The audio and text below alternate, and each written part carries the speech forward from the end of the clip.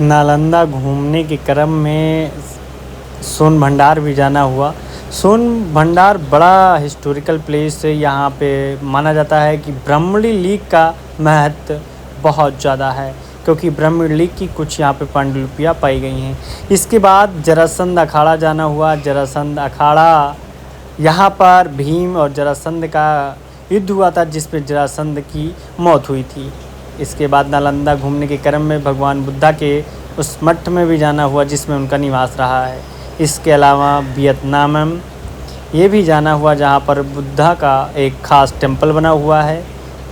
इसी के साथ नालंदा के और बहुत सारे जो प्लेस हैं महत्वपूर्ण, वहाँ भी जाने का मौका मिला और गया, खूब अच्छा लगा। ये तीर्थ स्थान भी गाने गया, गर्मकुंड, जिसका महाकालेश्वर मंदिर, जिसका गर्मकुंड बड़ा मशहूर है। कहते हैं कि ये सप्त ऋषि का कुंड है और हमेशा पानी इसलिए गर्म निकलता है और इसका अपना एक खास सा महत्व है। इसके बाद गया, महाबोधि की नगरी, बुद्ध की नगरी पहुँचे और महाबोधि टेम्पल में आहा क्या कहना, आनंद ही आ गया। सुबह करीब तड़के 6 बजे हम वहाँ पहुँच गए थे। मंदिर में पहुँचकर अंदर दर्शन किया। भव्य दर्शन, मतलब कहने को क्या है, एक अजीब तरीके की, मतलब कहा जाए जो बेचैनी होती है वो शांत हुई महाबोधि टेम्पल में।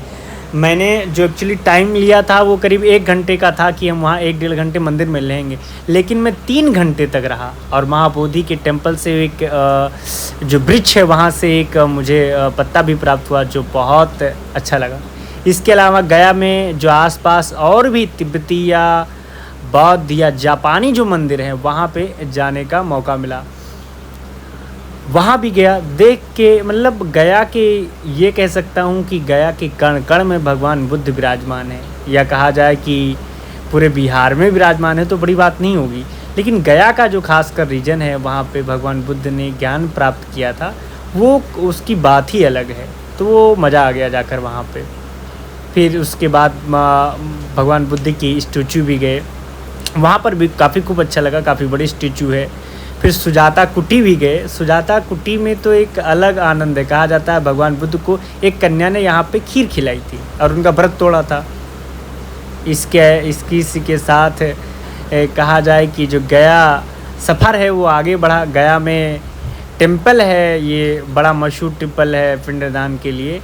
देश भर के जो पिंडदान करने वाले लोग हैं यहाँ पे आते हैं इस टेम्पल में। विष्णुपद बेदी टेम्पल नाम है इसका, गया में ये। और गया का खास कर का ये जो खस्ता है वहाँ का, जो मतलब फेवरेट फूड है देसी, वो खाने में तो अलग ही तरीके का मज़ा है। कुल मिला के यात्रा बहुत ही रोचक और रोमांचकारी रही है, आनंद आ गया। खास करके गया में महाबोधि टेम्पल में, वहाँ पर एक अलग तरह की शांति, एक अलग तरीके का वातावरण जो मौन के साथ बहुत कुछ कहता है और एक अलग तरीके का अद्भुत एहसास कराता है कि वाकई आप भगवान बुद्ध की उस बिहार की नगरी में हैं जहाँ पे उन्होंने ज्ञान प्राप्त किया था। और वास्तव में यहाँ आकर जो आनंद आया, जो मन हुआ, उसको शब्दों में मैं बयां नहीं कर सकता। ये है भगवान बुद्ध की सबसे बड़ी प्रतिमा, जो विश्व में अब तक मानी जाती है कि सबसे बड़ी प्रतिमा यहाँ पे स्थापित की गई है बोध गया में। और ये उनके 10 शिष्य जो हैं उनके ये दोनों साइड में ये प्रतिमाएं लगी हुई हैं। नाम लिखा हुआ है आनंदा, एंड सबके 2 भाषाओं में लिखे हुए हैं। दूसरा तो मुझे पता नहीं है, पहला तो इंग्लिश है, दूसरा शायद चाइनीज है, जापानी होगा। ये सारिपुत्रा का है। तो ऐसे में उनके जो 10 शिष्य हैं उनकी प्रतिमाएं यहाँ पे उनके साइड में, भगवान बुद्ध की साइड में लगी हुई हैं। तो ये बोध गया का एक अलग अनुभव है जो दिखाता है भगवान बुद्ध के पूरे एक जीवन को, एक पूरे परिवेश को,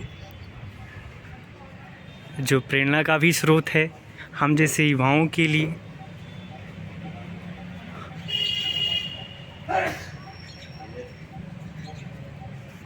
ये देखिए ना, ऐसे झंडे आपको सामान्यतः यहाँ पे मिल जाएंगे। पहले मुझे लगा था कि किसी राजनीतिक पार्टी का है, लेकिन बाद में पता चला कि ये बौद्धों का ही है दरअसल। तो ये 5 दूसरे शिष्य हैं, उपाली और लगातार सबके ये नाम लिखे हुए हैं यहाँ पे, और सबको दोनों साइड में बनाया गया है। तो ये दृश्य अपने आप में अद्भुत है, तुलनीय है और अभिनंदनीय है। ये पूरा परिसर है भगवान बुद्ध की सबसे बड़ी विशालतम प्रतिमा यहाँ पे स्थापित है।